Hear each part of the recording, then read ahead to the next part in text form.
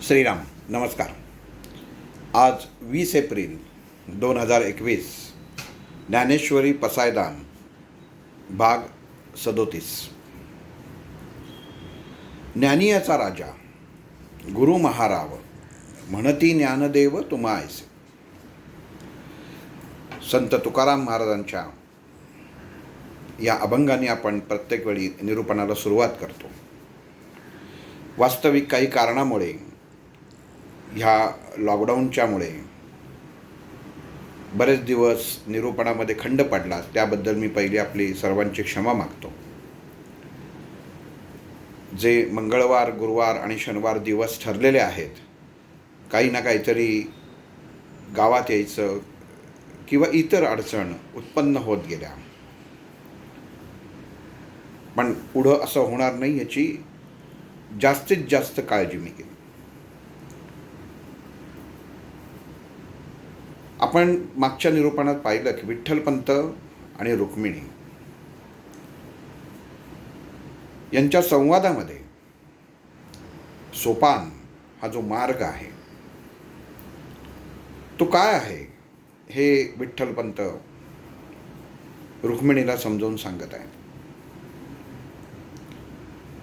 कसं असतं की भगवंताची प्राप्ती होणं आणि भगवंत समोर असणं हा फरक आहे. एखादी जिलबीचा तुकडा समोर असणं आणि तो खायला मिळणं या दोन्हीत फरक आहे. ज्ञान समोर होतं पण घेता येत नव्हतं आणि म्हणून ही सगळी भगवान विष्णूंनी परमात्म्याने केलेली खटपट आहे. शाश्वत ज्ञान हे सांगायचं कारण असं की आपण पहिल्या 1-2 भागामध्येच आलेलं आहे की जेव्हा नारद मुनींनी पृथ्वी तलावावरचा पूर्ण लेखाजोखा भगवान विष्णूनं सांगितला आणि जसं म्हणतात की एखाद्या आपण ज्याचं अनुकरण करत असतो, जो आपला गुरु असतो, आणि कुठंतरी आपल्या असं लक्षात येतं की इथं त्यांची चूक होती. ही चूक नसतेच वास्तविक, पण आपल्याला असं वाटतं. तसं नारद मुनींना वाटलं की भगवंताने अर्जुनाला भगवद्गीता तर सांगितली, देववाणीच सांगितली, संस्कृत भाषा, पण सर्वसामान्यांना त्याचा उपयोग झाला नाही. तेव्हाचे ब्राह्मण लोक, मी एकदा परत सांगतो, जातीवर जाऊ नये. जो ब्रह्म जाणतो तो ब्राह्मण.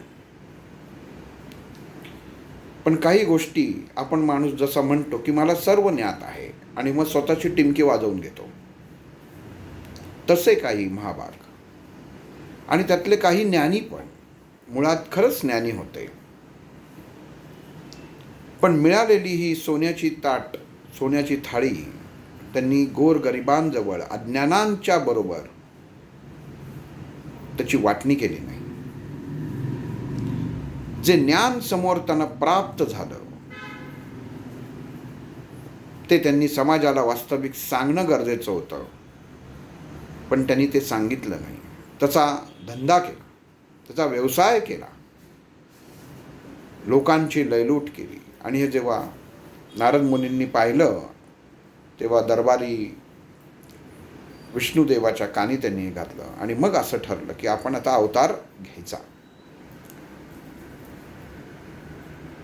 पण कसं असतं, एखादी गोष्ट शाश्वत असणं आणि तात्पुरती असणं. पैसा हा कसा मिळवला हे महत्त्वाचं असतं, किती मिळवला हे महत्त्वाचं नाही. मागून दाराने येणारी लक्ष्मी ही तशीच जाते, ती सुख घेऊन येत नाही.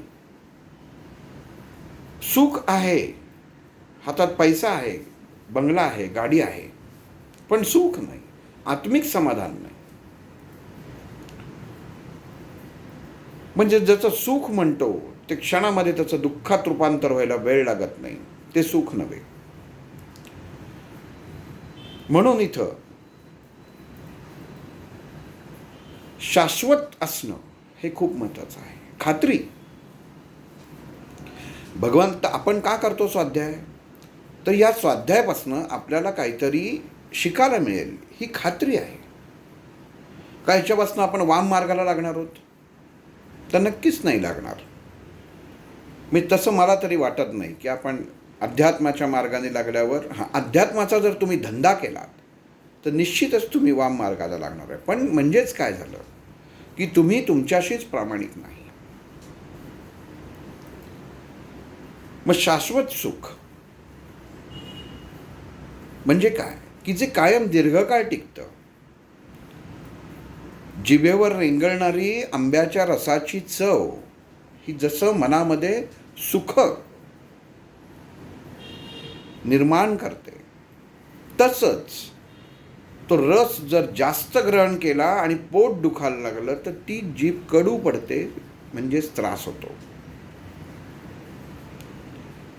नीट लक्षात घ्या. आपल्याला प्रत्येक गोष्ट नीट समजावून घेऊन पुढे जायचं. सुख हे प्रमाणात हवं. ते जर अति झालं तर उलटू शकतं. की जिभेला त्याची गोडी लागली, तो आमरस आवडला म्हणून एक फोड खाल्ली ती वेगळी, पण एकदम 10-12 आंबे खाल्ले तर पोट बिघडणार आहे. आणि ज्या जिभेला त्याची चव छान लागली ती जीभ कडू पडणार आहे. म्हणजेच काय की सुख आहे पण शाश्वतीची खात्री नाही. म्हणजे शाश्वत याचा विरुद्धार्थ घेतला तर दुःख असं होतं. अशाश्वत होत नाही, दुःख होतं. म्हणजे सुख म्हणता म्हणता, सुखाचं समाधान घेता घेता, मनाची तृप्ती घेता घेता क्षणामध्ये पोटात दुखायला लागलं, क्षणामध्ये मळमळायला लागलं आणि त्या सुखाचं दुःखात रूपांतर झालं. पण भगवंताची सेवा, सद्गुरूंची सेवा, भगवंत प्राप्ती ही शाश्वत आहे. ही तुम्ही कितीही करा, ती एखाद्या मुरलेल्या लोणच्यासारखी आहे. लोणचं का जसं मुरत जातं तसं त्याची चव अजून छान होत जाते. ते एवढं घेत नाही आपण, एवढंच घेतो. लक्षात घ्या, ज्या गोष्टीचंही समाधान होतं त्या गोष्टी घेताना सुद्धा थोडीच घेतली जाते. पण ज्या गोष्टींनी आपण त्याच्या अधीन होतो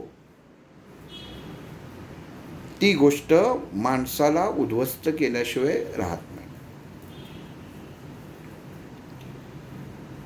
आपण हे काम ह्या ज्ञानेश्वरीच्या ह्या पसायदानाच्या निरूपणात आपण हे आत्ता हे एवढं ऐकण्याचं कारण असं की विठ्ठलपंत जे रुक्मिणीला जे आत्ता तिसऱ्या वेळी तिला जे डोहाळे लागलेत, ह्या डोहाळ्यामध्ये ते ज्ञान समजून सांगत आहेत की मनुष्याच्या भोवती असलेले विषय, त्याच्यापासून मनुष्य जेव्हा मोकळा होतो तेव्हा तो सोपान मार्गाला लागतो. सुटत जातं सगळं. मार्ग समोर असणं आणि त्या मार्गावरनं चालणं हा फरक आहे. नुसतीच पोथी घेऊन जर उशाशी झोपलं तर काय उपयोग आहे का? त्याच्यामध्ये लिहिलेलं काय आहे, स्तोत्र काय, मंत्र काय आहे, हे जर याचं पठणच केलं नाही तर ज्ञानात भर पडणार आहे का? नुसतंच जवळ ठेवून काही उपयोग आहे का? बऱ्याच जणांना सवय असते, पाकिटामध्ये देवाचा फोटो ठेवतात. नक्की ठेवा, श्रद्धा आहे ती, पण त्या श्रद्धेचं जर तो पाकिटापेक्षा तुमच्या अंतःकरणात ठेवलात तर जास्त चांगलं. आपण 10 ठिकाणी फिरत असतो, आपण पाहतो की आपण मोठमोठ्या मंदिरात जेव्हा अभिषेक करतो, दर्शनाला जातो, तेव्हा आपल्या कमरेचा चामड्याचा पट्टा काढून ठेवायला सांगतात. आणि इथं आपण चामड्याच्याच पाकिटात बऱ्याच वेळा दत्तगुरू, स्वामी महाराज, अजून कोण, प्रत्येकाची जशी भक्ती असेल तसे आपण फोटो ठेवत असतो. म्हणजे हे चुकीचं नाही का? पण भक्ती म्हणून आपण विसरून जातो. बऱ्याच जणांना फोटोला चुंबन घ्यायची सवय असते, तेही घ्या. तुम्हाला जसं योग्य वाटतं तशी प्रत्येकाने प्रत्येकाची सेवा करण्याची पद्धत वेगळी आहे. पण आपण त्याच्या शुद्धतेचा विचार केला. माणूस असा बघतो, काही काही मी असं बघितलेलं आहे की जणाचं बघता आपल्याला वास येतोय का, मग त्या फोटोचाही घेतात. वास तो येत नाही, अंतःकरणातली अशुद्धता बाहेर पडते, ती पडायला नाही पाहिजे. तुम्ही जेव्हा स्वतःच्या तोंडाचा वास घेता त्याचा अर्थ तुम्हाला खात्री आहे कुठंतरी गडबड आहे. त्याच्याशिवाय वास घेता का तुम्ही? म्हणून कायम आपण कृती करताना ही गोष्ट लक्षात ठेवली पाहिजे. सोडायचं आहे काय हे कायम नीट लक्षात घेतलं पाहिजे. आणि इथं विठ्ठलपंत रुक्मिणीला डोहाळे समजून सांगतात. कारण निवृत्तीनाथांच्या वेळी आणि ज्ञानदेवांच्या वेळी आवडीने भले भिक्षेत धान्य मिळो, भिक्षेत अन्न मिळो, त्या आवडीने खाणारी रुक्मिणी आज नको नकोसं वाटते. समोर अन्न बघितलं तर त्याला उमासे येतात, काही नको, कोरडे डोहाळे. आणि विठ्ठलपंतांच्या जेव्हा लक्षात येतं आणि विठ्ठलपंत म्हणतात की आता ज्ञान प्रदान करायची वेळ आलेली, आणि जेव्हा एकमेकांचे नवरा बायकोंचे, विठ्ठलपंत रुक्मिणींचे नाही, नवरा बायकोंचा जेव्हा संवाद होतो तेव्हा विठ्ठलपंत रुक्मिणीला विचारतात, तुला जे खावंसं वाटतंय ते तुम्हाला सांग. आणि तेव्हा मग पत्नी रुक्मिणी म्हणते की मला काहीच खावंसं वाटतं, काहीच नकोसं वाटतं. निवृत्तीनाथांच्या वेळी, ज्ञानदेवांच्या वेळी मला जसं ओढ असायची अमुक खावं तमुक खावं, आता तसं काही वाटत नाहीये. विठ्ठलपंत रुक्मिणीला म्हणतात, रुक्मिणी, 3 गुण आहेत, सत्व, रज आणि तम. या तिन्ही गुणांनी ही प्रकृती, मनुष्याची प्रकृती तयार झालेली आहे.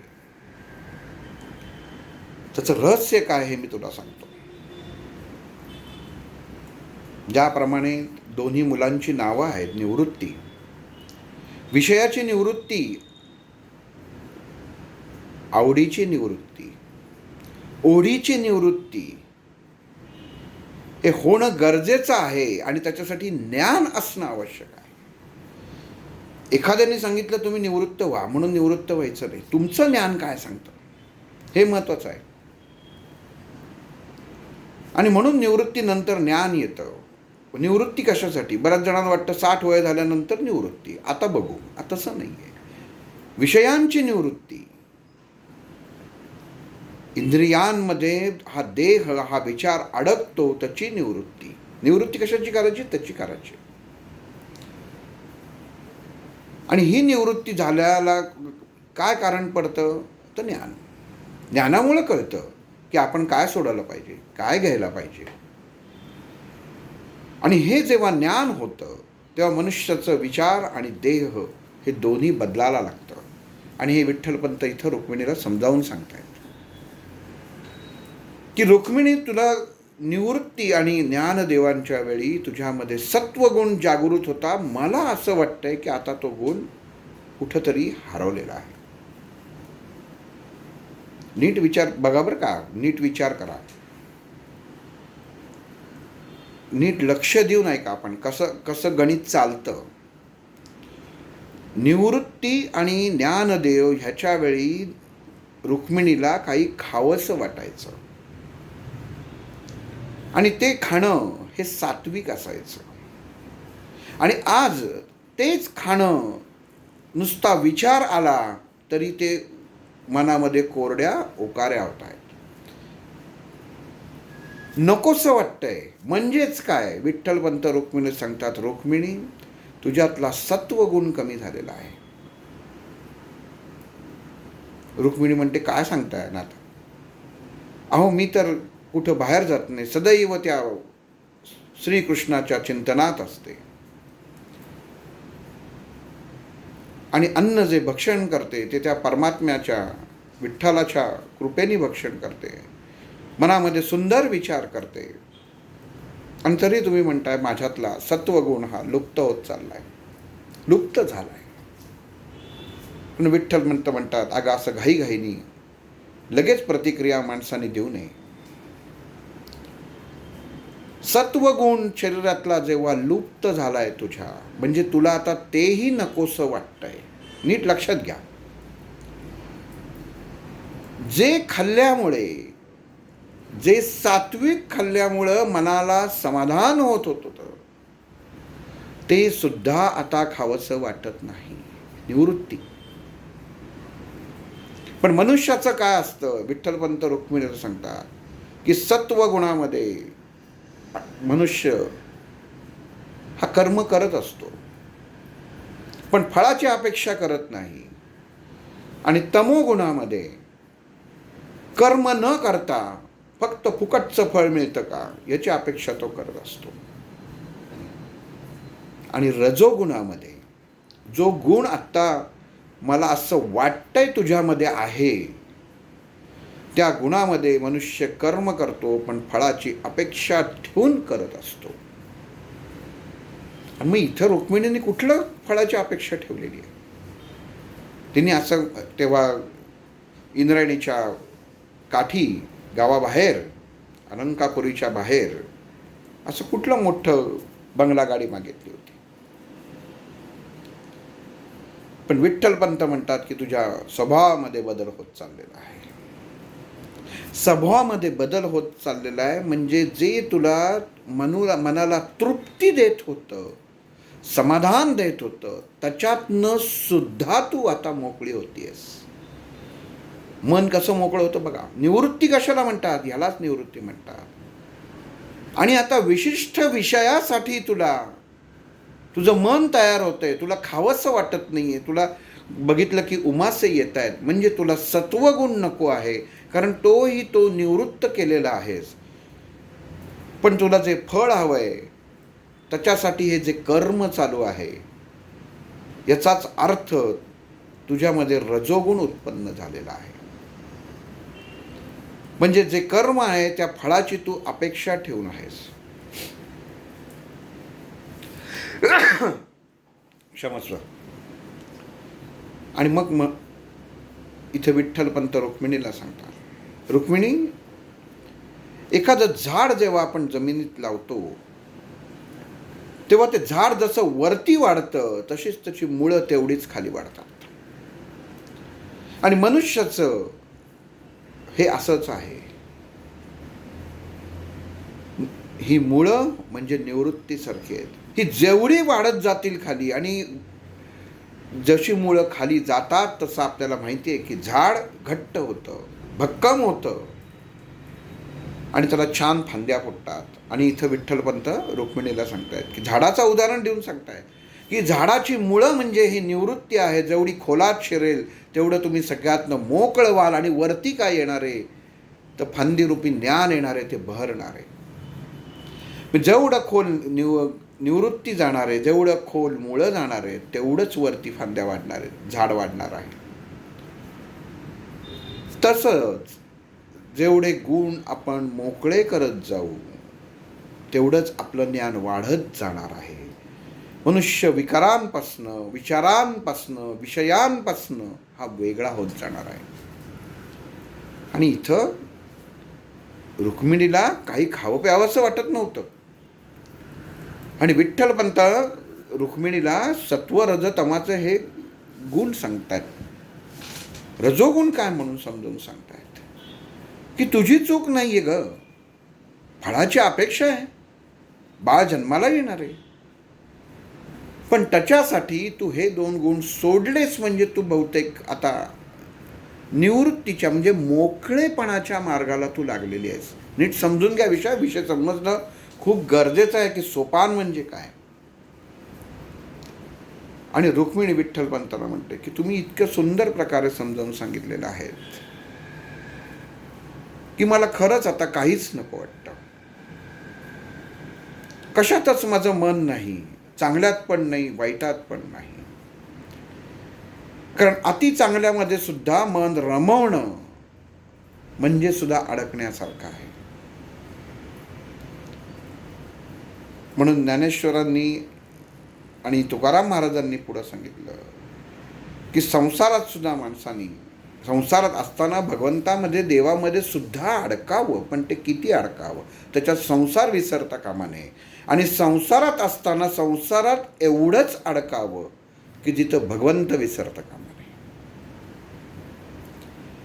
दोन्हीचा आपल्याला समतोल राखायचा आहे, बॅलन्स राखायचा आहे.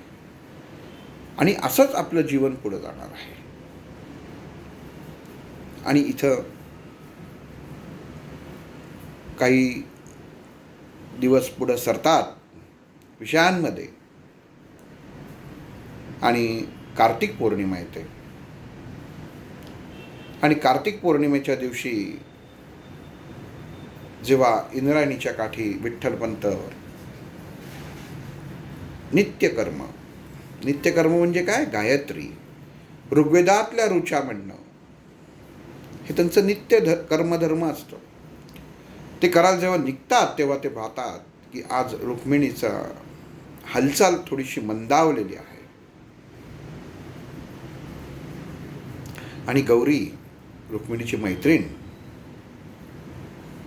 हिला विठ्ठलपंत सांगतात की ताईकडं आज लक्ष दे. निवृत्ती आणि ज्ञानदेव यांना थोडंसं आईपासनं लांबच ठेव. आणि मला असं वाटतं की तुझ्या आईला आपण बोलून आणावं. आणि हे म्हणाच्या आत गौरी पटकन पळते, दादा मी बोलवून आणते. आणि ती पळत जाते. गौरीची आई येते. विठ्ठलपंत थांबतात आणि त्यांना विनंती करतात की आज आपण इथंच थांबावं असं मला वाटतंय. कार्तिक पौर्णिमेचा दिवस होता.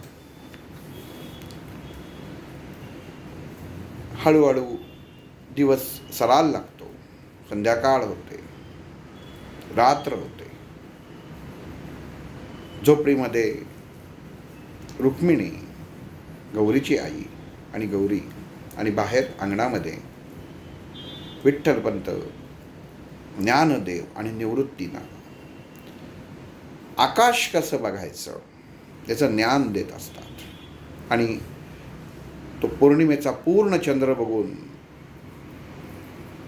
निवृत्ती बोबड्यावाणीनेच म्हणत असतो, चंद्र चंद्र चंद्र. आणि मी आपल्याला पहिल्यांदाच सांगितलं की कधीही विठ्ठलपंतांनी बोबड्या भाषेमध्ये निवृत्तीशी बोललेले नव्हते. पण बाळ भाषा ती अशीच. आणि त्याबरोबर जसं निवृत्तीने वर बघून हात वर केला तसंच ज्ञानदेव लगेच. आणि विठ्ठलपंत ज्ञानदेवाला म्हणतात, काय चंद्र आहे ना असं म्हटल्या ज्ञानदेव हसतात. आणि निवृत्तींना त्यांना ज्ञान मिळायला सुरुवात झालेली असते. त्यांचा अभ्यासच चालू असतो. गुरु झालेले असतात विठ्ठलपंत. कारण मागच्याच भागात सांगितलं की समाजामध्ये आपल्या मुलांना कोण शिकवेल असं कोणीच नाही. इतका द्वेष आपल्या परिवाराबद्दल या समाजामध्ये आहे. विठ्ठलपंतांना जाणीव होती. आणि मुलांना पुढं जर या समाजामध्ये टिकायचं असेल तर त्यांच्यावर योग्य संस्कार होणं गरजेचे असतात. म्हणून विठ्ठलपंत मुलांचे गुरु झालेले असतात. आणि मग ते निवृत्तीला विचारतात की आज काय आहे. निवृत्ती म्हणतो आज पौर्णिमा आहे, कार्तिक महिना. असं संभाषण चालू असतं. आणि आतनं पटकन गौरी येते आणि सांगते आईने बोलवलेलं आहे.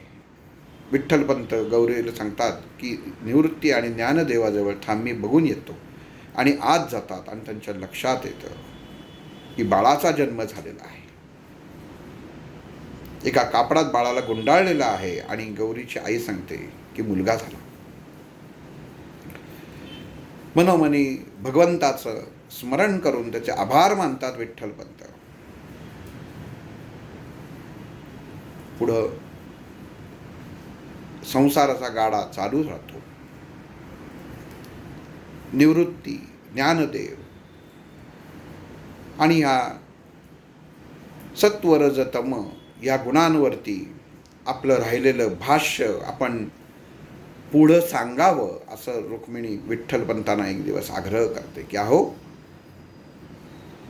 या बाळाच्या जन्माच्या आधी आपला काहीतरी विषय अर्धवट राहिला आहे, तो तुम्ही पूर्ण कराल का? आणि मग विठ्ठलपंत रुक्मिणीला या रजोगुणाबद्दल सांगायला सांगतात की मनुष्य विषयांमध्ये अडकतो आणि कर्मापासून बाजूला होतो, म्हणून त्याची प्रगती होत नाही. जीवनामध्ये हेच घडत असतं. किती पदार्थ वाढलेत ताटात, पण एवढे पदार्थ वाढून जर जेवायला मनाला जर तृप्ती नसेल तर त्याचा उपयोग नाही. आणि मग जेवढे पदार्थ जास्त तेवढं मन आपलं त्या त्या विषयांमध्ये, त्या त्या पदार्थांमध्ये हे ओढलं जातं. म्हणून विठ्ठलपंत रुक्मिणीला सांगतात, तू भगवान श्रीकृष्णाचं जे स्मरण करतेस, त्याची जी सेवा करतेस, हीच योग्य आहे. नद्या कुठनं कशाही वाहोत, शेवटी त्या महासागराला येऊनच मिळतात. त्यांचं अस्तित्व वेगवेगळं जिथपर्यंत, जोपर्यंत त्या सागराला मिळत नाहीत. आणि मनुष्य जीवन जगताना विषयातनं निवृत्त होणं किती गरजेचं आहे हे विठ्ठलपंत रुक्मिणीला समजावून सांगत असताना त्यांच्या असं लक्षात येतं की रुक्मिणीचं लक्ष कुठेतरी दुसरीकडेच आहे. मी सांगतोय ते ती ऐकत नाही आहे का? तिच्या डोळ्यासमोर तिने कुठलं दुसरं दृश्य उभं राहिलेलं आहे. आणि म्हणून ते हात लावून रुक्मिणीला म्हणतात, अगं कसला विचार करतेस? तेव्हा रुक्मिणी विठ्ठलपंतांना म्हणते, अहो एक मला सुचतंय, बोलू का? ते म्हणते, बोला की. कधी कधी काय होतं, नवरा बायकोंचं प्रेम जेव्हा खुलतं ना, मूड म्हणतात त्याला, तेव्हा हाक मारायच्या पद्धती बदलतात. तसं रुक्मिणी म्हणणारे इथं विठ्ठलपंत रुक्मिणीला बोला की म्हणतात. म्हणजे तुमच्या शब्दाला मान आहे हे या बोलण्यातनं सिद्ध होतं. आणि मग रुक्मिणी विठ्ठलपंतांना म्हणते की तुमचे विचार किती योग्य आणि आहे की मनुष्य भोगामध्ये, विचारांमध्ये अडकतो, त्यातनं त्यांनी निवृत्त होणं गरजेचं आहे. आपल्या पहिल्या बाळाचं नाव निवृत्त आहे, दुसऱ्याचं ज्ञान आहे. निवृत्त झाल्याशिवाय ज्ञान होत नाही. प्रत्येक विषयातनं मनुष्य जेव्हा निवृत्त होतो, तो विषय मागं सोडतो, तेव्हाच त्याची पुढं प्रगती होत राहते. पण हे ज्ञान होणं अवघड आहे असं तुम्ही म्हणताय, ते मला पटतंय. म्हणूनच कदाचित आपलं दुसऱ्या बाळाचं नाव ज्ञानदेव आपण ठेवलं. पण मी एक सांगू का, की मला असं वाटतंय की आता हे ज्ञान झाल्यावरती की मनुष्य हा त्या भगवंताच्याकडे जायच्या मार्गाला लागतोय, ज्याला तुम्ही सोपान मार्ग म्हणता. आपण आपल्या बाळाचं नाव सोपान ठेवायचं का? आणि विठ्ठलपंतांना इतका आनंद होतो की मी दिलेलं ज्ञान हे रुक्मिणीला व्यवस्थित कळलेलं आहे आणि माझी पत्नी आता इतकी ज्ञानी आहे. बघा, रुक्मिणीचं तेव्हा सिद्धोपंतांनी शिक्षण केलेलं होतं, घरी शिक्षक बोलावून. पण विठ्ठलपंत हे ज्ञानी पंडित होते. आणि आज रुक्मिणी विठ्ठलपंतांच्या विचारांशी एकरूप झाल्यावरती तिला हे जे ज्ञान सुचलेलं होतं, ते ज्ञान ती आज बाहेर काढत होती. आणि मग ती विठ्ठलपंतांना म्हणते, आपल्या तिसऱ्या मुलाचं नाव आपण सोपान ठेवूया का? आणि विठ्ठलपंत त्याला दुजोरा देतात. आणि अशा तऱ्हेने तिसऱ्या बाळाचं नाव हे सोपान ठेवलं जातं. निवृत्ती ज्ञानदेव सोपान. पुढं काय घडतं पुढील भागात पाहू. श्रीराम.